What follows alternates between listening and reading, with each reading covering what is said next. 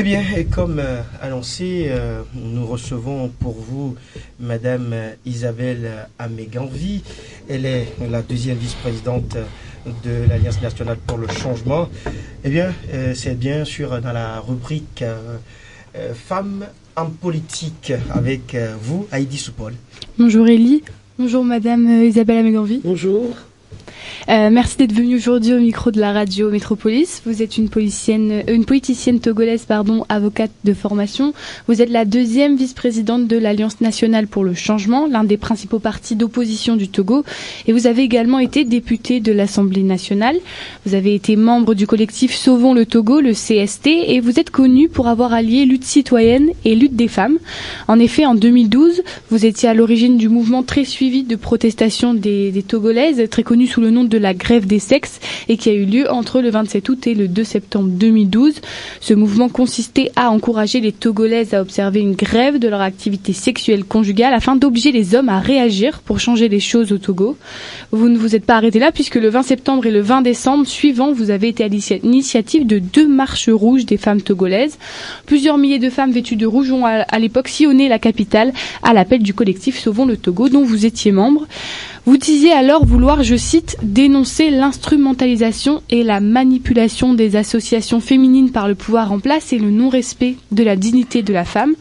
Nous sommes aujourd'hui presque 10 ans plus tard. Pensez-vous que cette instrumentalisation de la lutte féminine existe toujours au Togo ?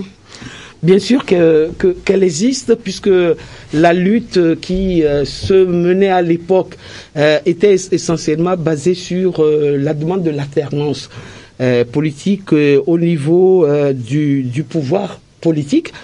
Et donc cette alternance n'ayant pas eu lieu, les choses n'ont pas changé, les choses sont en l'état. Et je crois que l'instrumentalisation de la femme continue toujours, puisque aujourd'hui, pour peut-être réagir contre cette dénonciation, le gouvernement où le chef de l'État n'a trouvé mieux que de nommer une femme comme Premier ministre et puis plusieurs femmes dans le gouvernement. Dit-on, on ne change pas une équipe qui gagne. Et donc, les choses restent à l'État, sauf qu'on constate qu'il y a un saupoudrage, le fait de nommer des femmes pour pérenniser ce qui existe déjà et qui n'augure aucun changement, aucune alternance au pouvoir. D'accord, ok. Et cela a-t-il été difficile pour vous, en tant que femme, de vous imposer dans le monde politique togolais ? Est-ce que vous pensez que si vous avez été un homme, ça aurait pu être plus simple ? Non, je ne le crois pas. Je crois que la différence peut être ce que moi j'ai choisi de militer au sein de l'opposition. D'abord, j'avais commencé ce militantisme-là au sein des associations, la société civile, au niveau des associations de défense des droits de l'homme. Et puis après, lorsque le multipartisme est arrivé au Togo, j'ai tout de suite viré vers le politique, puisque je sais que c'est de là que viennent les décisions essentielles dans le domaine politique. Et donc, dans les partis d'opposition, en tout cas, à ce qui me concerne, je n'ai rencontré aucun problème, bien au contraire, puisqu'il y a une remarque assez pertinente que je fais de la situation politique, de la situation féminine, si je peux parler ainsi, politique au Togo, c'est que beaucoup de femmes font de la politique, adhèrent aux partis politiques, mais c'est des femmes qui ne sont malheureusement pas des intellectuelles. Les femmes intellectuelles togolaises préfèrent naviguer dans la sphère du parti au pouvoir, et dans l'opposition, la plupart du temps, c'est des femmes, de bonnes femmes, les femmes du marché et autres. En tout cas, les femmes qui ne peuvent pas devenir ministres, qui ne peuvent pas devenir députées et autres, étant entendu qu'ils n'ont pas le bagage intellectuel, elles n'ont pas le bagage intellectuel qu'il faut pour se faire. Celles qui ont le bagage intellectuel pour faire cela ne sont pas nombreuses, en tout cas dans l'opposition. Elles préfèrent, je ne sais pas, c'est le constat que j'ai fait, elles préfèrent adhérer au parti au pouvoir et être là, ministre, etc. Et vous voyez la plupart du temps dans la sphère politique togolaise que ces femmes qui sont renommées sont soit ministres, donc dans le parti au pouvoir, et dans l'opposition, il n'y en a pas des masses, comme on dit. De telle sorte que, au sein des partis de l'opposition, les femmes n'éprouvent aucune difficulté à avoir le place. En tout cas, moi, je n'ai aucune difficulté. Au contraire, je suis sollicité des fois même au-delà de mes capacités en tant que femme. Donc, pas de problème en ce qui concerne la place qu'il faut laisser. Vous savez, à la législature où nous avons participé à l'Assemblée nationale, puisque nous avons participé à 2 législatures à l'Assemblée nationale, la dernière qui allait de 2013 à 2018, j'étais dans le groupe parlementaire ANC avec le président national de l'ANC, M. Jean-Pierre Farr. Mais pourtant, les nôtres m'ont désigné, m'ont élu présidente du groupe parlementaire. Ce qui fait qu'à l'Assemblée nationale, dans le groupe parlementaire ANC, j'étais la chef, pendant que le chef de mon parti était là. Et donc, je ne souffre d'aucun problème dans la politique, dans mon parti politique, d'aucun problème de... comment j'allais appeler ça de brimade ou de sexisme ou quoi que ce soit. Voilà, par rapport à mon état de femme. Donc ça vous permet au sein de mon parti politique, bien au contraire. Donc ça vous empêche pas d'accéder à des postes de responsabilité, etc. Pas du tout. Mais est-ce qu'on vous rappelle souvent que vous êtes une femme, dans le sens où est-ce qu'il y a des situations où si vous n'étiez pas une femme, vous les auriez jamais expérimentées? Non, enfin pas dans le parti politique, mais peut-être dans la population, parce que ce qu'il faut remarquer aussi et qui est assez troublant, c'est que les Togolais, enfin certains Togolais n'arrivent pas à se faire l'idée qu'une femme peut, par exemple, faire ce que je fais habituellement. Bon, malheureusement, j'ai pas ma langue dans ma poche. Moi, dès que je vois les choses, je les dis, et je les dis telles que je les pense, sans langue de bois, sans fioriture aucune et tout le reste. Et j'avoue que ça ne plaît pas souvent. Et donc, la plupart du temps, vous êtes confrontés à des problèmes. La plupart du temps, dit la femme que vous êtes ne peut pas faire pipi comme fait un homme, par exemple. C'est un adage de notre pays, malheureusement, qui le dit. Bon, on vous le sort souvent. Et puis, la plupart du temps, lorsque sur des débats d'idées, vous êtes en contradiction avec quelqu'un et que le débat se poursuit, que la personne, la plupart du temps de sexe masculin, voit qu'il n'arrive pas à tenir devant vous, il vire complètement vers le privé, vous êtes de prostituées, de femmes légères, pour etc. Vous discréditer. Tout ça, pour vous discréditer, ce qu'on ne ferait, on ne fait jamais avec un homme qui se retrouve dans la même situation que vous. Et ça, nous rencontrons ça souvent. Moi, je rencontre ça souvent sur les réseaux sociaux, parce que sur des débats dans lesquels je tiens tête, pied à pied avec des hommes, nous remarquons que ça vire complètement des fois, dans la vie privée, et même c'est pas dans la vie privée vrai. Si encore on donnait des informations vraies, ça serait bien, mais c'est souvent de la diffamation, des insultes et tout le reste. C'est très sexiste et qui font de vous une femme légère, etc. Ce qu'on ne dit jamais d'un homme. Pourtant, les hommes togolaises, les hommes togolais, nous les connaissons. De ce côté-là, c'est pas l'exemple non plus, mais vous ne verrez jamais critiquer un homme sur ce plan-là. Mais les femmes que nous sommes, nous le sommes souvent là-dessus, et c'est ça qui est dommage. Et sur ces problèmes, est-ce que vous avez un soutien de la part du parti, puisque vous rencontrez des problèmes que les autres ne rencontrent pas finalement, que les autres politiciens du parti ne rencontrent pas? Oui, bien sûr, puisque souvent ces genres de débats se font sur les réseaux sociaux et vous verrez que lorsque moi, j'ai ce genre de problème avec quelqu'un, vous verrez que les autres du parti, les militants et les militantes d'ailleurs, tout le monde rentre dedans et tout ça, en disant voilà, etc. et tout ça.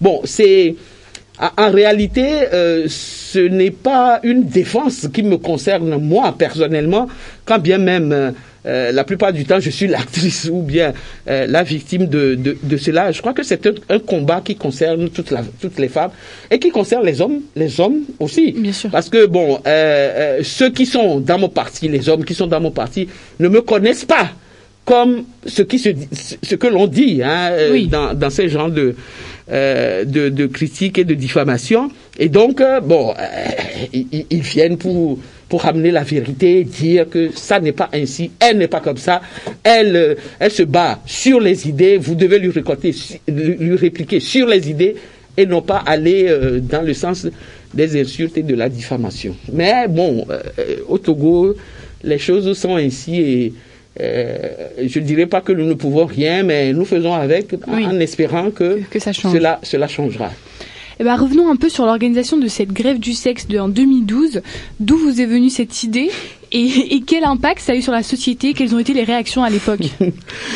Bon, en réalité, vous savez, c'est depuis 1990 que nous avons commencé cette lutte-là. Moi, je me rappelle que je sortais de la faculté de droit, j'étais encore étudiante lorsque ça avait commencé.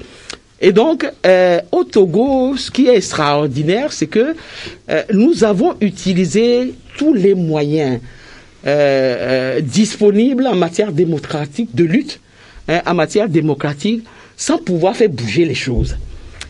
Et donc, au niveau du collectif Sauvons le Togo, nous étions dans une situation qui faisait que il fallait trouver quelque chose à faire d'autre que ce que nous avions fait depuis 1990 pour faire bouger les choses. Et dans le collectif Sauvons le Togo, nous avons la branche féminine de ce collectif parce que il faut rappeler que ce collectif a été composé de partis politiques, de l'opposition et d'associations des associations de la société civile, de défense des droits de l'homme aussi.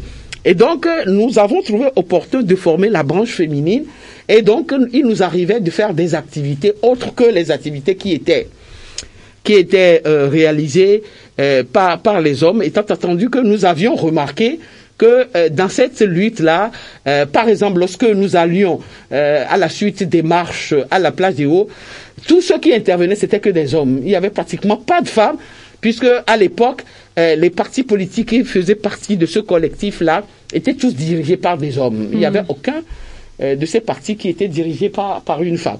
Et donc, bien évidemment, comme c'est les responsables de partis politiques qui prenaient la parole, les femmes n'intervenaient jamais. Et donc, nous avons dit que c'était pas une situation normale, vu que la mobilisation se faisait par les femmes dans les marchés et autres.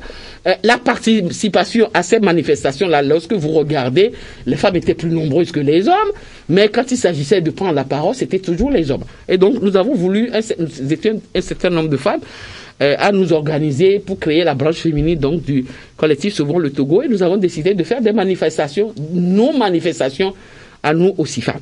Et donc, nous les avons fait, et puis, dans ce groupe, nous avons réfléchi, on a dit, mais que quelqu'un innove pour trouver des moyens de lutte qui soient peut-être différents de ce que font les hommes, etc.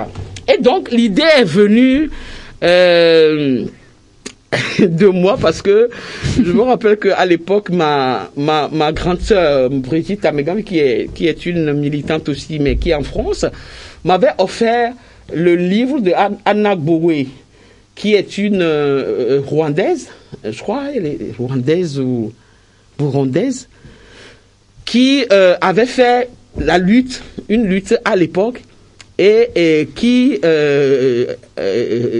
devant une situation confuse, avait prôné pour demander, je crois, la libération d'hommes politiques arrêtés qui avaient initié la grève du sexe.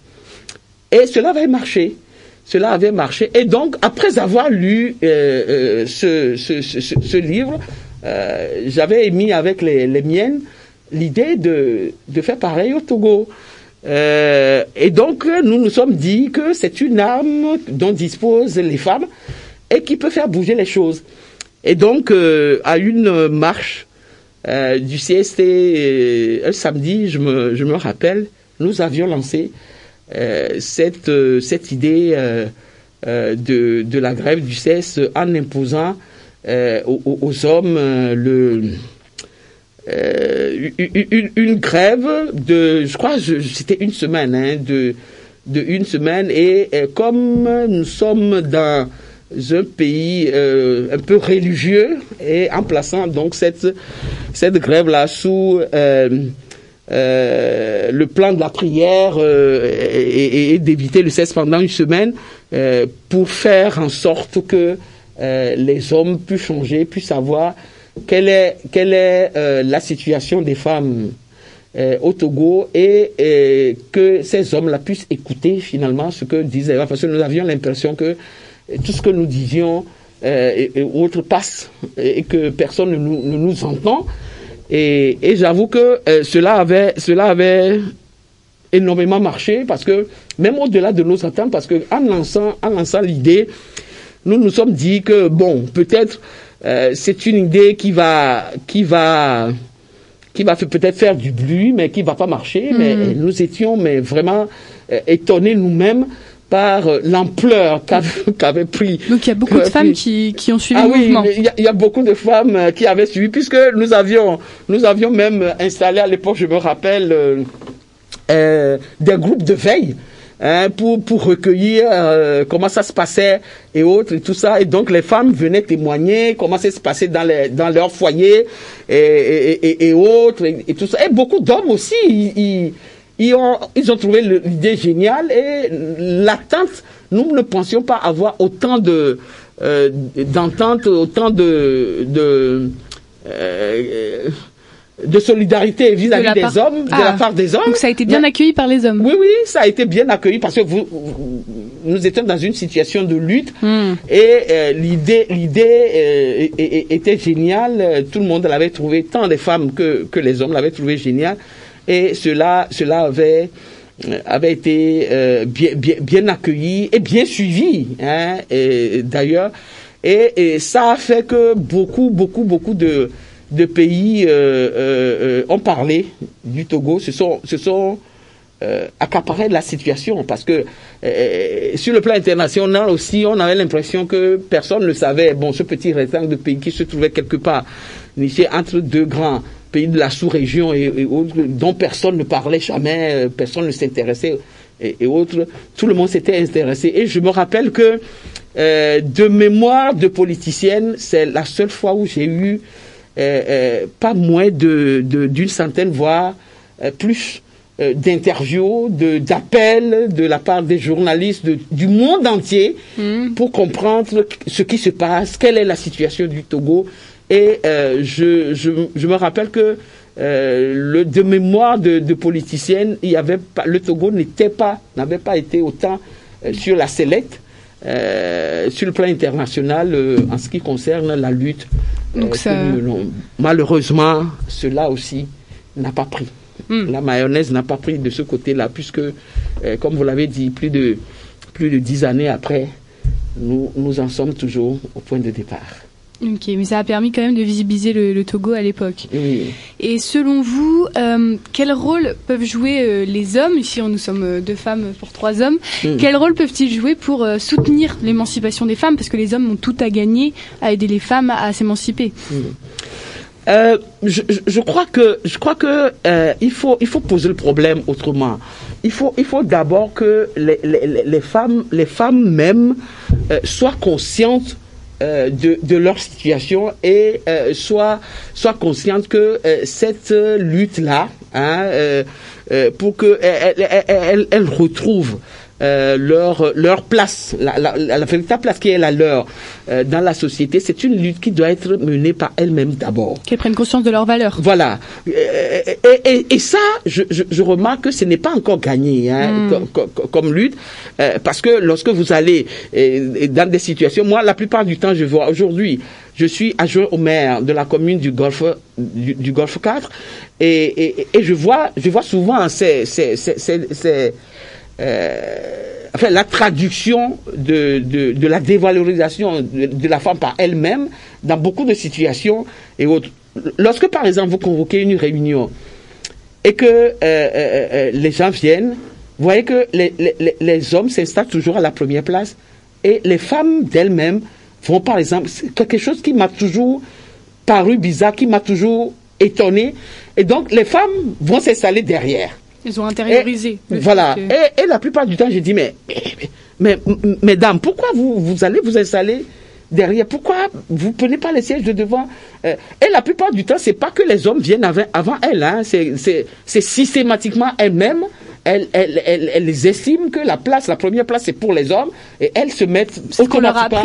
Voilà, c'est le poids de la coutume, de l'éducation et tout le reste, qui fait que, bon, automatiquement, elles se dévalorisent d'entrée de jeu et autres. Et donc, c'est que ces femmes-là prennent conscience que, dans une réunion à compétences égales et autres, elle doit se mettre devant et tout le reste. Et ça, dans toutes les sphères de la vie sociale, politique et tout le reste.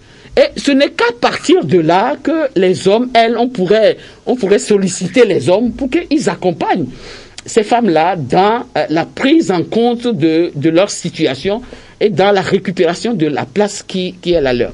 Alors, le contraire ne serait pas possible. Moi, je n'y crois pas. Je ne crois pas que ça soit aux hommes de se battre pour que les femmes récupèrent leur place. Au contraire, ça soit c'est à la femme elle-même de commencer ce combat-là.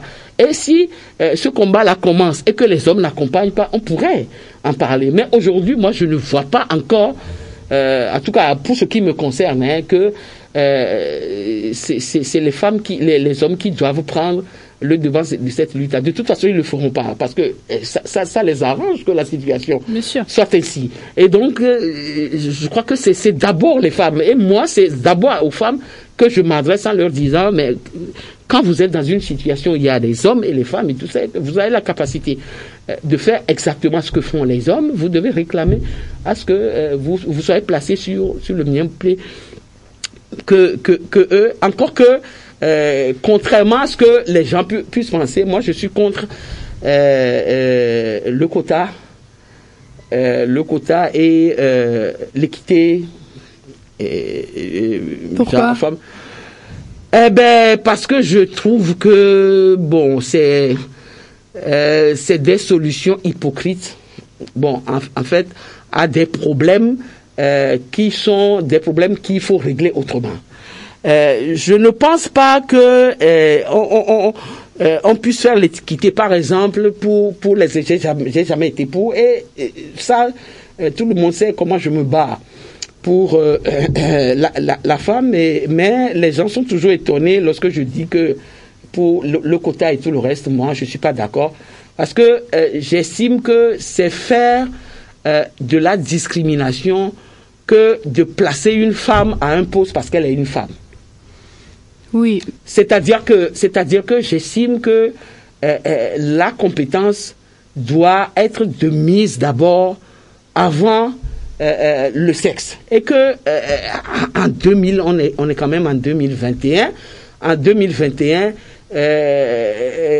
les gens ont assez appris la leçon de savoir que tous les hommes naissent égaux, quel que soit leur sexe. C'était dans le temps où, dans la Bible, on comptait les hommes, on comptait pas les femmes et tout ça, parce que tout ça là vient de là aussi et autres. Et donc, moi, j'estime que c'est la compétence et c'est en faisant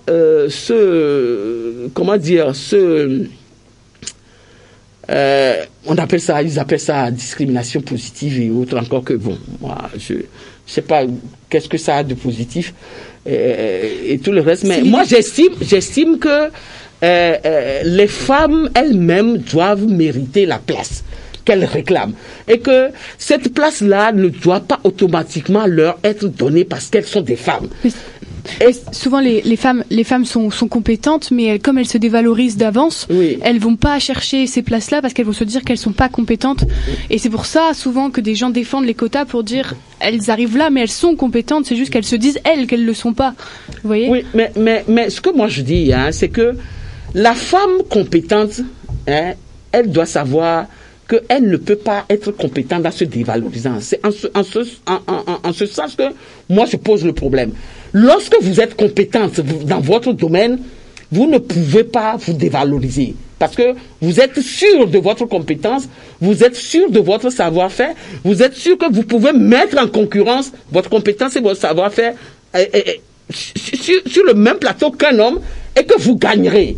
En démontrant que, à la limite, vous êtes à même compétence, vous êtes même plus compétente que l'homme. Et la plupart du temps, c'est cela. Les femmes sont plus compétentes. Mais une femme qui est compétente et qui se dévalorise, pour moi, ne l'est pas entièrement. N'est pas compétente parce que votre compétence doit aller de pair avec votre valorisation et poser le même. C'est pour ça que, sur le côté, parce que, vous voyez, quand je traite cette discrimination positive en hypocrisie, c'est que vous ne verrez par exemple aucun parti politique mettre sur une liste électorale une femme, d'abord qui n'est pas appréciée dans son milieu, qui n'est pas compétente pour faire ce qu'on lui demande. Par exemple, sur une liste à une élection législative pour devenir député, vous ne verrez aucun parti politique accepter, quand bien même on impose le quota à un parti politique. Je parle du Togo, en l'état actuel des choses, la plupart du temps on dit les partis, dans ces pays on a vu ça, des partis qui sont pénalisés, qui sont obligés de payer des amendes parce qu'ils n'ont pas respecté le quota et autres. Mais ces partis politiques préfèrent payer les amendes et ne pas positionner les femmes parce que c'est plus simple pour eux. Aussi simple pour eux parce qu'ils ne veulent pas courir le risque, par exemple, de présenter une femme qui n'a pas la capacité et qui n'a pas l'aura qu'il faut aussi parce que pour remporter la victoire pour ce parti politique-là. Parce que la population préfère voter pour des hommes aussi, c'est aussi pour ça. Oui, mais vous savez, moi en 2007, lorsque j'ai été député pour la première fois, je veux dire, dans ma circonscription électorale, c'est, je veux dire, au bout du travail que j'ai mené là-bas pendant des années, qui a fait que, quand bien même les hommes n'ont jamais voté pour une femme, dans ce milieu, ils l'ont fait pour la première fois, parce que je leur ai démontré par ma capacité de travail que je peux être député et que je peux être une bonne députée défendant leurs intérêts dans la circonscription électorale. Et ça a marché, il n'y a pas eu de problème. Bien au contraire, j'ai été à la limite, très aimé, publicité. Beaucoup de gens ont trouvé que c'était une bonne chose. Et donc, c'est essayer de briser les tabous que nous sommes peut-être, nous les femmes, nous sommes nous-mêmes imposés dans notre mental, qui est l'essentiel du combat à mener pour que ce problème de quotas et autres là, la preuve, il y a des années que c'est prôné un peu partout. Quand on le fait par exemple dans un pays comme le Canada où quand vous un homme est rapporteur, une femme, on met eux à la fin, etc. Tout ça, c'est des pays qui ont gagné déjà le combat de la démocratie et tout, c'est très avancé, et par rapport à ça, puissent faire cela, et ce côté et tout ça. Mais en Afrique, moi j'estime qu'on ne rend pas service aux femmes en imposant ces genres de clichés que nous avons hérité de l'Occident, parce que les problèmes ne sont pas les mêmes dans ces milieux-là. C'est pour ça que moi je dis que la sensibilisation de la femme pour qu'elle prenne elle-même son combat à elle, et la faire sortir des clichés que la coutume et l'éducation que nous avons nous ont donné et autres là. Moi, je crois que c'est le meilleur combat qui peut amener une solution définitive, une solution idoine aux problèmes que les femmes rencontrent. Et dire aussi que moi, je suis l'exemple vivant de ce que ça peut se faire. Et je n'ai, comme je vous l'avais dit tout à l'heure, je n'ai aucun problème à être dans un milieu. Déjà, j'évolue au niveau professionnel dans un milieu d'hommes. Vous savez, le barreau, l'ordre des avocats est essentiellement composé d'hommes. Lorsque moi, j'ai prêté serment en 1994 comme avocat stagiaire, peut-être il y avait 4 femmes à peine au barreau. Aujourd'hui, il y en a plus d'une dizaine.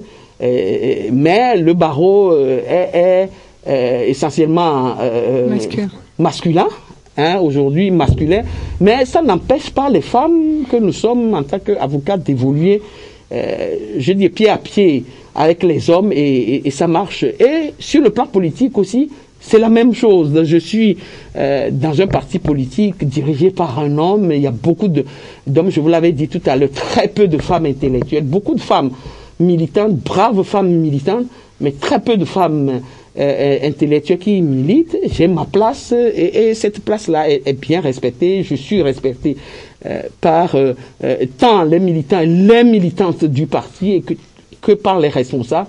Et lorsque il y a un problème qui se pose, il y a une décision à prendre, il y a une représentation à faire au niveau du parti, je vous avoue que ce n'est pas mon cesse qu'on remarque, mais c'est ma compétence, ma capacité à aller défendre le parti sur ce plan-là que les gens voient. Donc pour vous, le combat se situe dans le développement des compétences des femmes et surtout qu'on œuvre tous ensemble à ce que les femmes prennent conscience de leurs valeurs et se valorisent, et c'est là vraiment qu'on pourra changer les choses. C'est ça. Très bien. Et vous qui défendiez l'alternance et la démocratie, pensez-vous qu'un changement de régime permettrait une meilleure prise en compte de la gente féminine, que les postes de pouvoir seraient davantage accessibles aux femmes et qu'on pourrait davantage les valoriser? Oui, je le crois. Dans tous les cas, il n'est pas bon, je veux dire, sur le plan politique, de faire la même chose tout le temps. Ce n'est pas pour rien que, vous m'excusez du terme, les blancs ont imaginé la démocratie, l'alternance et autres. Lorsque l'on fait la même chose tout le temps, on n'arrive plus à s'apprécier, on n'a plus de perspectives, de nouvelles perspectives à offrir. C'est pour cela que moi, je milite pour l'alternance, pour la limitation du mandat et autres, parce que j'estime que lorsque vous avez fait 2 mandats à la tête d'un pays, vous avez donné le meilleur de vous-même et vous n'avez plus rien à donner. Et qu'il est essentiel que l'on puisse changer les choses, que quelqu'un d'autre vienne, de nouvelles idées viennent. Même si c'est dans la continuité, il est essentiel que celui qui a fait 2 mandats, fut-il de 4 années ou de 5 années ou de 7 années, c'est comme vous voulez, mais à un moment donné, ça suffit, il faut que vous quittiez et que quelqu'un d'autre vienne. Et dans tous les cas, cette alternance-là, ce changement-là amène toujours des nouveautés, que ce soit au niveau de la valorisation de la femme ou que ce soit au niveau des compétences, des nouvelles idées et tout le reste. C'est essentiel qu'il puisse y avoir un... Vous savez, le monde a été créé en réalité véritablement par Dieu pour le changement. Je ne sais pas si vous êtes croyant, moi je le suis fondamentalement. C'est pour ça que il y a le jour et la nuit. Il y a un temps de pluie, un temps de soleil. C'est-à-dire lorsque vous examinez toute la créature, la création humaine, vous verrez, vous constaterez que tout a été créé pour le changement. Et c'est pour ça que ça évolue. Il y a une chose et son contraire, ainsi de suite et tout ça. Et ceci est valable également pour la politique, pour l'alternance au pouvoir. Ce n'est pas possible, il n'est pas bon que la même chose se fasse au plus haut sommet, au plus haut niveau de l'État en matière politique. Et j'estime que, aujourd'hui, tout le monde dit, voilà, le Togo, dans la promotion de la femme, parce que le Premier ministre, elle est une femme, les ministres, ils sont à 50% des femmes et tout, mais rien n'évolue sur l'essentiel. C'est facile. Ça veut dire, voilà, ça veut dire quoi? Ça veut dire que, je l'ai appelé, c'est du saupoudrage, c'est faire en sorte de voir que, bon, le Togo est en train de faire, mais alors que fondamentalement, moi je ne sais pas hein, si les femmes qui sont dans le gouvernement, c'est elles qui font véritablement le travail pour lequel elles sont nommées et tout le reste. Moi je pense beaucoup plus que c'est faux pour paraître que cela se fait. Et donc j'estime que l'alternance que nous réclamons au pouvoir amènerait également, parce que c'est d'autres idées qui viendraient, c'est la valorisation de la femme elle-même et tout le reste, parce que si l'alternance vient, les femmes doivent se rendre compte elles-mêmes aussi, comme je l'ai dit tout à l'heure, qu'elles doivent elles-mêmes jouer leur partition et qu'elles ne doivent pas attendre que les hommes viennent. Et ce n'est que dans cette alternance-là, au fur et à mesure que les choses évolueraient. Vous voyez, peut-être si les choses restent comme ça dans 10 ans, vous et moi, nous nous retrouverons ici à parler de la même chose parce que ça ne changera pas. Très bien. Et une dernière question, Madame Améganvi, pour finir. On va revenir un peu sur votre enfance et votre adolescence. Qu'est-ce qui vous a poussé, à l'époque, à choisir le chemin de la politique quand rien dans la société à l'époque togolaise n'incitait les femmes togolaises à se révéler politiciennes? J'ai une réponse très simple à cette question. C'est parce que j'ai horreur de l'injustice. C'est aussi simple que ça. Je déteste, je hais l'injustice, j'ai horreur de l'injustice. C'est d'ailleurs pour ça que j'ai choisi le métier d'avocat. Et je vous avoue que j'étais à peine adolescente quand j'ai décidé d'être avocate. Et parce que j'estimais que c'était la profession qui défendait le mieux la veuve et l'orphelin. Et donc j'ai décidé de le faire. Et je crois que c'est pour cette même raison aussi que j'ai embrassé la politique, parce que j'estimais à cette époque-là que les décisions se prennent là-bas, et que si je n'aime pas l'injustice, que je voulais que la justice s'instaure dans mon pays, je me devais de militer là-bas et de ne pas rester en deçà de la politique et de laisser les autres prendre les décisions à ma place. Donc voilà pourquoi j'ai embrassé la politique, d'abord le barreau et ensuite la politique, parce que j'ai horreur de l'injustice. D'accord, merci pour cette réponse. Merci beaucoup pour ce témoignage de l'émission Femmes en politique. Je vais redonner le micro à Eli Goka. Merci Heidi Spoil. Eh bien, nous poursuivons avec débat sur les questions d'actualité politique avec Madame Isabelle Améganvi. Eh bien, je rappelle qu'elle est la deuxième vice-présidente de l'Alliance nationale pour le changement, ancienne députée à l'Assemblée nationale. Elle est aujourd'hui maire adjointe dans Golfe 4 à Lomé. Eh bien, Madame Isabelle Améganvi, on vous a suivi tout à l'heure parler de votre parcours politique, de votre engagement politique.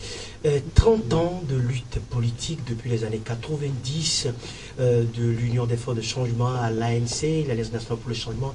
Vous n'en êtes pas épuisée, Madame?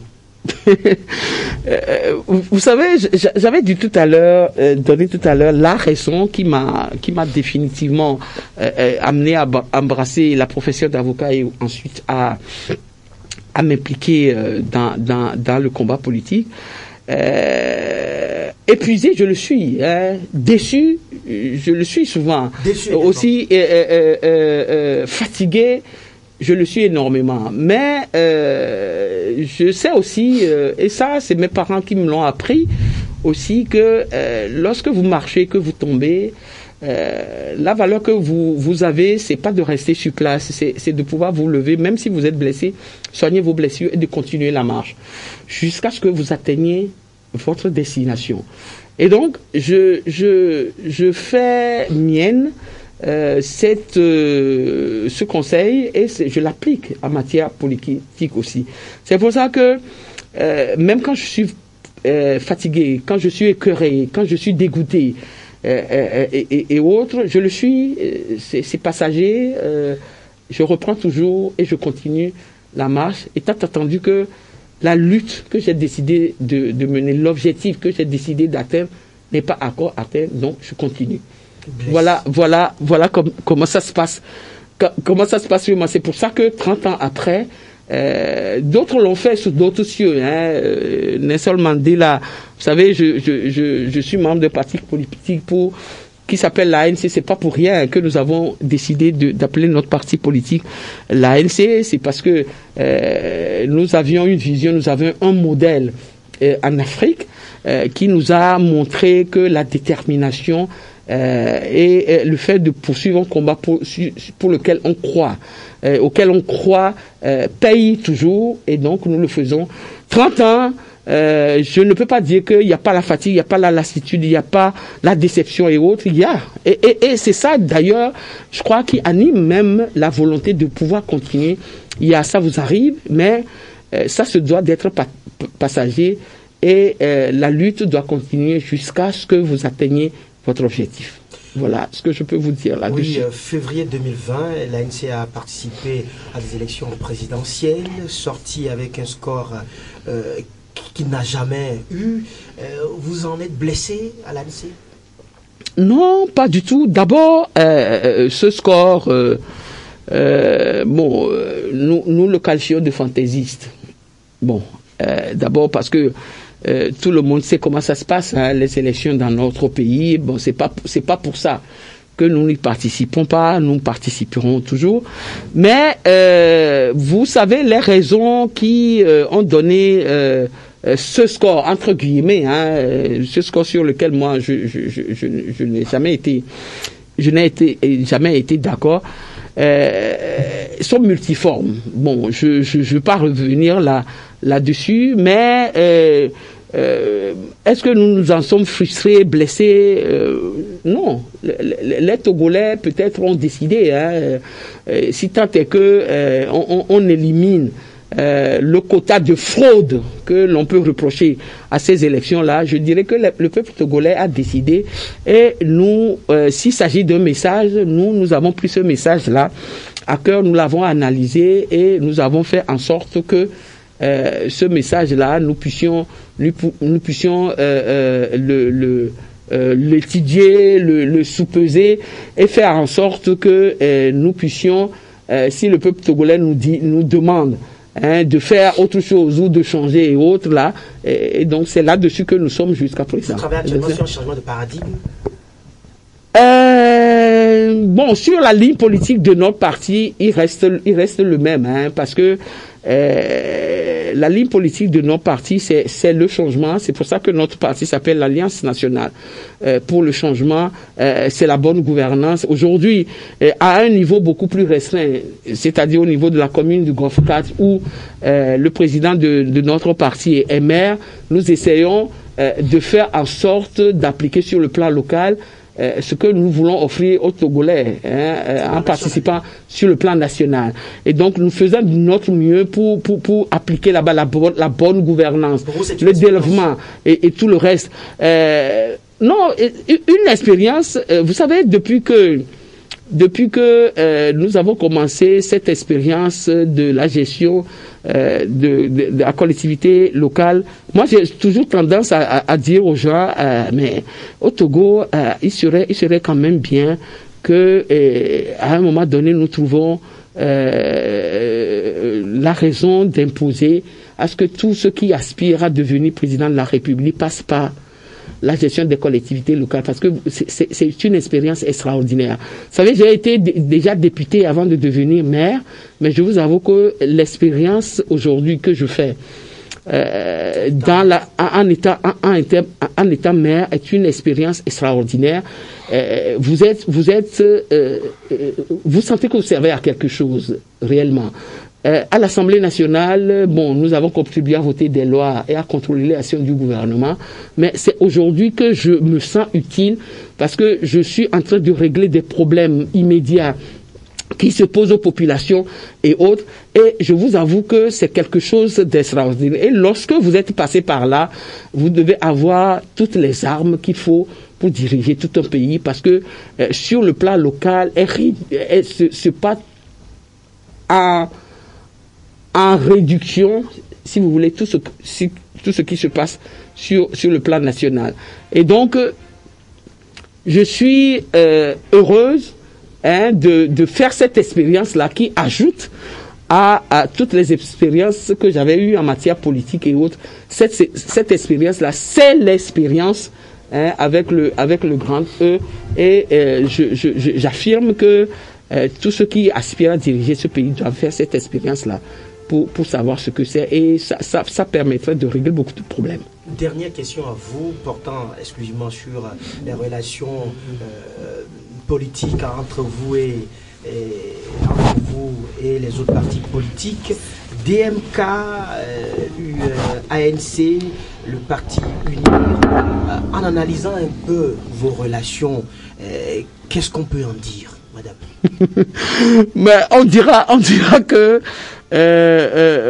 DMK, bon, c'est l'opposition, l'opposition dans l'opposition, parce que bon, vous vous rappelez eux-mêmes, ils ont dit que les élections de février 2020, ils ont battu l'opposition et ça c'est Ils ont dit, vous n'êtes pas de cet avis?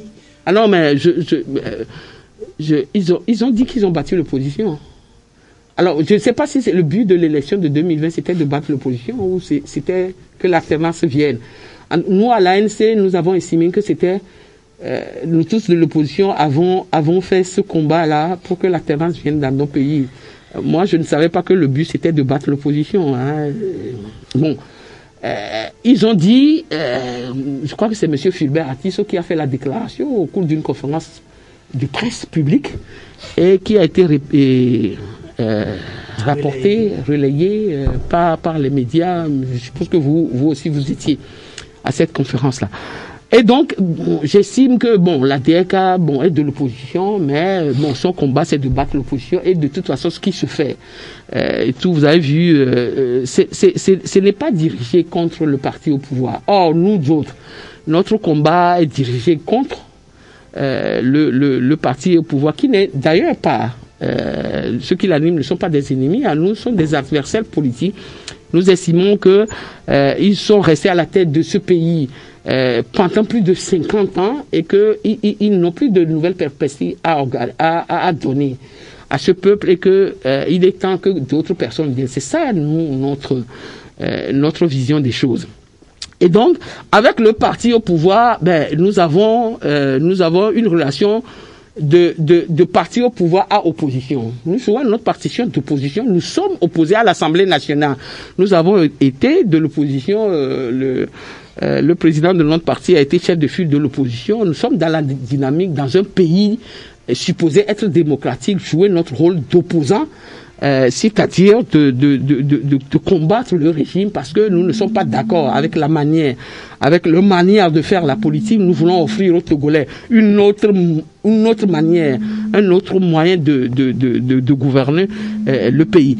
Maintenant, pour ce qui concerne la DMK qui se réclame de l'opposition, aujourd'hui, les relations sont ce qu'elles sont, parce que pour un parti politique de l'opposition ou bien un regroupement de partis de l'opposition qui a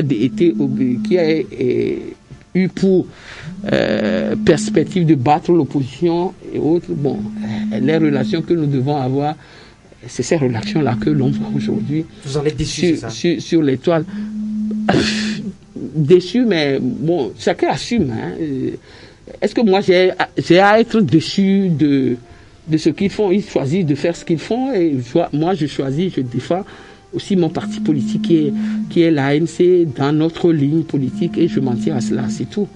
Mais c'est vrai que lorsque leur prise d'opposition va à l'encontre des nôtres et que d'ailleurs cela s'attaque à nous, je réagis quand il faut réagir et des fois je garde le silence quand il faut garder le silence.